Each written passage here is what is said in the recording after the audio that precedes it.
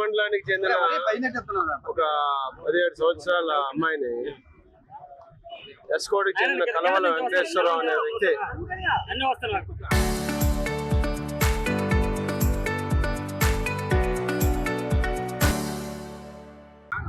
చదువు చెప్పిస్తానని,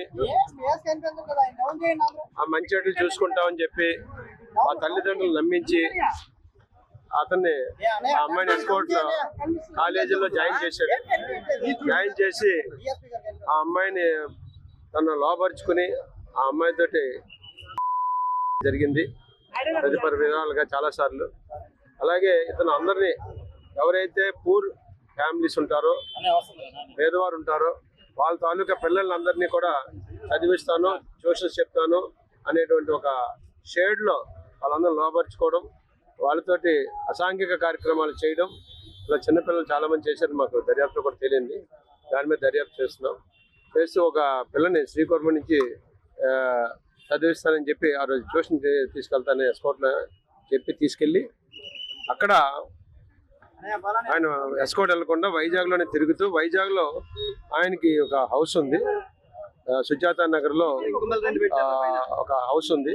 ఆ హౌస్ దగ్గర తీసుకెళ్ళి అక్కడ హిందుత్వ ఏరియాలో అక్కడ ఆ అమ్మాయి పట్ల 10 సార్లు చేయడం, తర్వాత ఆమె ఇతన్ని పెళ్లి చేసుకోమందని, డబ్బులు డిమాండ్ చేసిందని, ఆమెను వదిలించుకోవాలని ఎప్పటి నుంచో ప్లాన్ వేశాడు.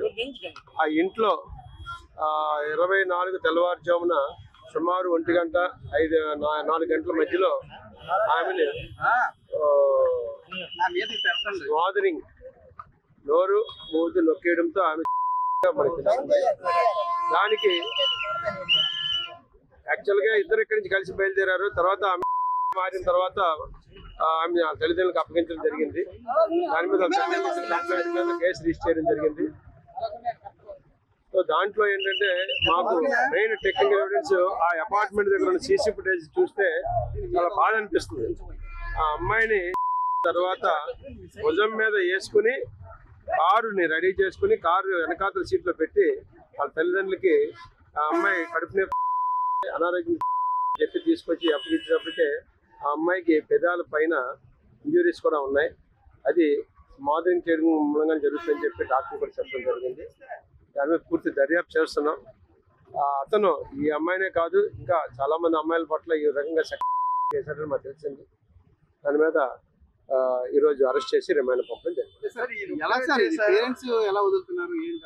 చదివిస్తే పూర్ ఫ్యామిలీస్ అండి, వాళ్ళకి ఏం తెలుస్తుంది? చదివిస్తారు ఫ్రీగా, తన్ని మంచి చెట్లు చూసుకుంటాడంటే మంచిగానే ఆలోచిస్తాం, కానీ తప్పుగా ఆలోచించండి. బట్ ఇతను ఎటువంటి వాడని తెలియదు, అందరికీ ఇలాగే చెప్తూ ఉంటాడు మనిషి అందరికీ. ఇతను ఒక సివిల్ కాంట్రాక్టర్ అండి, పాలిటెక్నిక్ చదువుకున్నాడు. Civil contractor. ఎర్రమండలంలో ఇల్లులు ఉన్నాయి, ఆర్యవలసలో ఇల్లులు ఉన్నాయి, ఎస్కోట్లో ఇల్లులు ఉన్నాయి, వైజాగ్లో ఇల్లు ఉన్నాయి. నేటివ్ అయితే ఎస్కోటేనండి. ఆయన ఎస్కోట్లో సెటిల్, ఫ్యామిలీ అంతా ఉన్నారు, పిల్లలు అందరూ ఉన్నారు. ఈయనండి అసలు అదేం లేదు, టోటల్ ఈయనే. ఇతను చిన్న పెట్టి కాంట్రాక్ట్, పాలిటెక్నిక్ సివిల్ చదువుకున్నాడు, కాంట్రాక్ట్ వర్క్స్ చేస్తుంటారు. పోక్సో